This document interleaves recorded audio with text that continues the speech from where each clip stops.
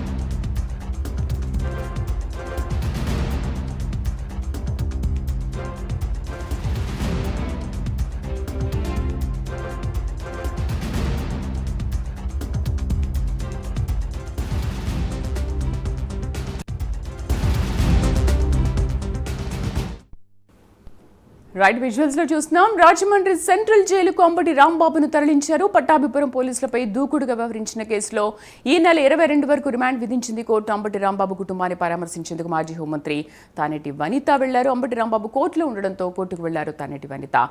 పూర్తి సమాచారాన్ని మా కరెస్పాండెంట్ రవికృష్ణ అందిస్తారు. రవికృష్ణ, ఏంటి ప్రస్తుతం కోర్టు దగ్గర పరిస్థితి ఎలా ఉంది?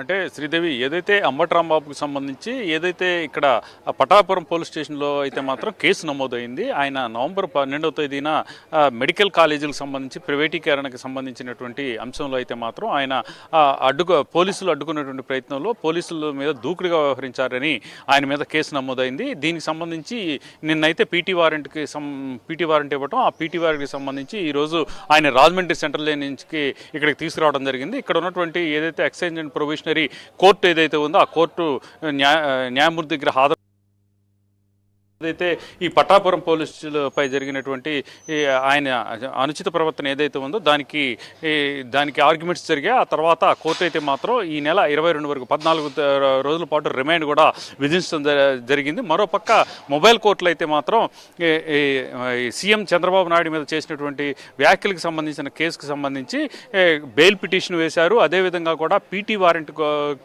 సంబంధించి పట్టాపురం పోలీసులు అయితే మాత్రం మొబైల్ కోర్టులోనే ఆయన కస్టడీకి ఇవ్వాలని చెప్పి వాళ్ళు కూడా పిటిషన్ వేసినటువంటి పరిస్థితి.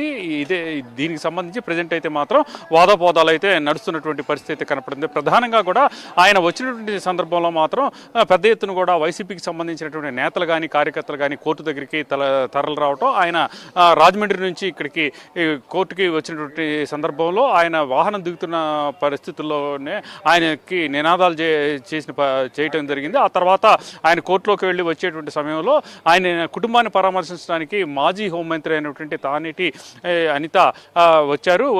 ఇక్కడ ఆయన కోర్టులో ఉన్నారని తెలిసి కోర్టుకి అంబటిని కలిసేందుకు కోర్టుకి వచ్చారు. వచ్చినటువంటి సందర్భంలో అప్పుడే ఆయన కోర్టు నుంచి బయటకు వస్తూ ఆమెనైతే విష్ చేసినటువంటి పరిస్థితి. ఆ తర్వాత అక్కడికి ఉన్నటువంటి కార్యకర్తలు నాయకులు అయితే మాత్రం పెద్ద ఎత్తున నినాదాలు చేస్తున్నటువంటి సందర్భంలో మాత్రం అంబటి రాంబాబు వాళ్ళందరినీ కూడా సైగ చేస్తూ వారించినటువంటి పరిస్థితి అయితే కనపడింది. ఏది ఏమైనప్పటికీ కూడా ఇప్పటికీ అంబటి రాంబాబుపై రాష్ట్ర వ్యాప్తంగా కూడా 40 అయినాయి. దీనికి సంబంధించి కొన్ని పీటీ వారెంట్ కోసం అని చెప్పి పోలీసులు ప్రయత్నిస్తున్నట్టు కూడా తెలుస్తుంది. దీనికి సంబంధించి ప్రజెంట్ అయితే మాత్రం ఈ గుంటూరుకి సంబంధించినటువంటి కోర్టులో అయితే మరొక పీటీ వారెంట్ అంటే నగరం పాలనకి సంబంధించి అక్కడ కూడా ఆయన రూడ్గా వ్యవహరించాడు పోలీసులతో అనేటువంటి ఒక కేసు నమోదైనటువంటి ఈ క్రమంలో ఆయనకి దానికి సంబంధించి పీటీ వారెంట్కి కూడా పోలీసులు అయితే ట్రై చేస్తున్నట్టుగా కూడా మనకి అందుతున్నటువంటి సమాచారం.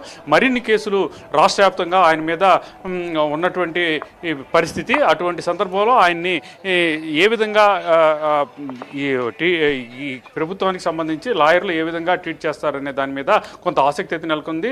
గతంలో ఏదైతే ఈ పోసాని మురళీకృష్ణకి సంబంధించి ఏ విధంగా అయితే రాష్ట్రంలో ఉన్నటువంటి వివిధ కోర్టులుగా ఆయన్ని తిప్పడం జరిగిందో అదేవిధంగా ఈయనైతే మాత్రం తిప్పేటువంటి అవకాశం ఉందా లేదా అనేది వేచి చూడాల్సిన పరిస్థితి. ఏదేమైనప్పటికీ కూడా అంబటి రాంబాబు 22వ తేదీ వరకు ఈ ఏదైతే పట్టాపురం పోలీసులకు సంబంధించి దురుసుగా వ్యవహరించిన కేసులో అయితే మాత్రం ఆయనకి 22వ తారీఖు దాకా రిమాండ్ విధించారు. ప్రజెంట్ అయితే మాత్రం ఆయన రిమాండ్కి పోలీసులు అయితే తరలించిన పరిస్థితి అయితే కనబడింది. Right Ravikrishna, thank you.